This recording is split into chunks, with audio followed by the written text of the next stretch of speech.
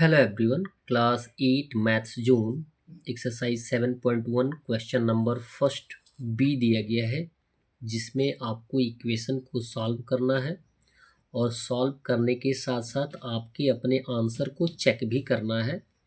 दिया गया है 10p minus in bracket 3p minus 4 equal 4 in bracket p plus 1 plus 9। ये क्वेश्चन जो दिया गया है वो इक्वेशन के रूप में दिया गया है और इक्वेशन में इक्वलिटी दर्शाई जाती है। इक्वल के लेफ्ट साइड वाले एक्सप्रेशन को हम LHS बोलते हैं और इक्वल के राइट साइड के एक्सप्रेशन को हम RHS बोलते हैं। क्लियर है? तो सबसे पहले यदि सॉल्यूशन हमें LHS में करना है तो LHS में भी करेंगे और RHS में भी करेंगे। तो 10p का वैल्यू 10p होगा और यहाँ पे ब्रैकेट के पहले माइनस का सिंबल दिया गया है, तो जैसे ही हम ब्रैकेट हटाएंगे तो ब्रैकेट में आए हुए प्रत्येक टर्म का सिंबल क्या हो जाएगा, चेंज हो जाएगा। तो यहाँ पे दिया गया प्लस 3p तो आ जाएगा माइनस 3p। किस कंडीशन से आता है? माइनस से मल्टीप्लाई के हो जाता है, यानी माइनस से प्लस 3p में मल्टीप्लाई कर देंगे तो ये आ जाएगा माइनस 3p और माइनस से माइनस 4 में मल्टीप्लाई कर देंगे तो माइनस इंटू माइनस हो जाएगा प्लस 4 इक्वल 4 से अब दोनों टर्म में मल्टीप्लाई करेंगे। एज ए कॉमन 4 दिया गया है, यानी यहाँ पे कोई सिंबल नहीं है तो मल्टीप्लिकेशन का सिंबल होगा। 4 से p में मल्टीप्लाई कर देंगे तो 4p होगा और 4 से प्लस 1 में मल्टीप्लाई कर देंगे तो 4 1 जा 4 यानी प्लस 4 हो जाएगा और प्लस 9 आ जाएगा। अब जो टर्म हमें सॉल्व करना है LHS और RHS में, उनको हम सॉल्व कर सकते हैं। यहाँ पे दिया गया है 10p और माइनस 3p दिया गया है, ये लाइक टर्म में है तो हम इन्हें सॉल्यूशन में फाइंड आउट कर सकते हैं, यानी 10 में से 3 हम माइनस कर सकते हैं तो आंसर आएगा 7p प्लस 4 इक्वल 4p का वैल्यू 4p होगा और प्लस 4 प्लस 9 को ऐड कर देंगे तो प्लस 13 आ जाएगा। क्लियर?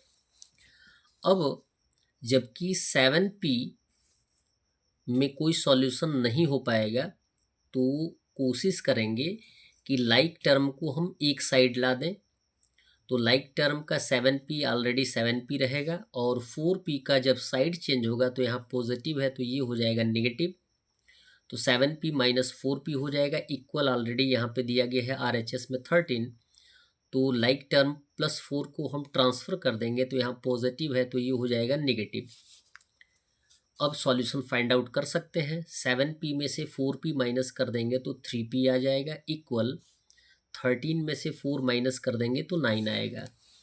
अब हमें p का वैल्यू फाइंड आउट करना है तो 3 को ट्रांसफ़र करेंगे, यहाँ पे मल्टीप्लिकेशन का टर्म है, जैसे ही हम ट्रांसफ़र करेंगे ट्रांसपोजिट करेंगे वैसे ही सिंबल क्या हो जाएगा, चेंज हो जाएगा, यानी 9/3 हो जाएगा। 3 से हम 9 को रेड्यूस कर सकते हैं, 3 1 जा 3 3 3 जा 9, p का वैल्यू हो जाएगा 3। अब इसे हम वेरीफाई भी कर देंगे। हमने p का वैल्यू 3 फाइंड आउट किया है तो p के स्थान पे हम क्या पुटअप कर देंगे, 3 पुटअप कर देंगे। तो पहले क्वेश्चन सेम टू सेम हम लिख लेंगे, 10p minus 3p minus 4 equal 4 in bracket p plus 1 plus 9। और जबकि आपको टर्म 10p दिया गया है तो इसको हम लिख सकते हैं 10 इंटू पी। 3p दिया गया है तो 3 इंटू पी। क्लियर है? तो p के वैल्यू से हमें 10 में मल्टीप्लाई करना है तो 10 का वैल्यू 10 होगा, इंटू का सिंबल देंगे, p का वैल्यू हमने फाइंड आउट किया है 3 तो 3 पुटअप कर देंगे, माइनस ब्रैकेट में 3 का वैल्यू 3 हो गया, p का वैल्यू 3 हमने फाइंड आउट किया है तो 3 इंटू 3 माइनस 4 हो गया इक्वल 4 इन ब्रैकेट p का वैल्यू 3 प्लस 1 प्लस 9 हो जाएगा। मल्टीप्लाई कर देंगे, 10 इंटू 3 हो जाएगा 30 माइनस 3 3 जा 9 माइनस 4 इक्वल 4 और 3 प्लस 1 ऐड कर देंगे तो ये कम्प्लीटली सॉल्व हो जाएगा तो ब्रैकेट हट जाएगा तो 4 इंटू हो जाएगा 4 प्लस 9।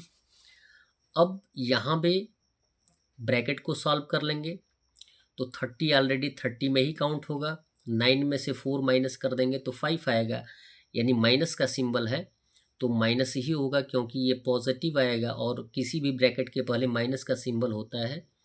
तो ब्रैकेट में आए हुए प्रत्येक टर्म का सिंबल क्या हो जाता है, चेंज हो जाता है। प्लस का क्या हो जाएगा, -5 इक्वल है 4 4 जा 16। पहले हम मल्टीप्लाई करते हैं, +9, 30 में से 5 माइनस कर देंगे तो आ जाएगा 25 इक्वल 16 + 9 हो जाएगा 25।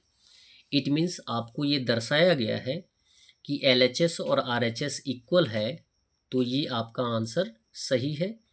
तो लिख देंगे वेरीफाइड या प्रूव्ड। That's all. वीडियो को लाइक करें और चैनल को अवश्य सब्सक्राइब करें। धन्यवाद।